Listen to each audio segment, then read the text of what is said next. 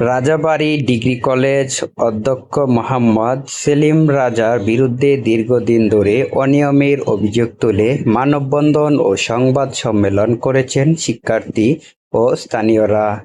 Banner restaurant নিয়ে বিক্ষোভকারীরা কলেজের বিভিন্ন অনিয়মের অভিযোগ তুলে দ্রুত তদন্ত এবং অভিযুক্ত অধ্যক্ষকে সাময়িক বরখাস্তের দাবি জানান। এ সময় বক্তারা বলেন, শিক্ষা সুস্থ পরিবেশ নিশ্চিত করতে প্রশাসনের দ্রুত হস্তক্ষেপ প্রয়োজন। মানববন্ধন শেষে তারা লিখিত বক্তব্যের মাধ্যমে সংশ্লিষ্ট কর্তৃপক্ষের কাছে প্রয়োজনীয় ব্যবস্থা গ্রহণের আহ্বান জানান। শিক্ষা প্রতিষ্ঠানের স্বচ্ছতা ও জবাবদিহিতা নিশ্চিত করার দাবিতে এই মানববন্ধন ও সংবাদ সম্মেলন আয়োজন করা হয়।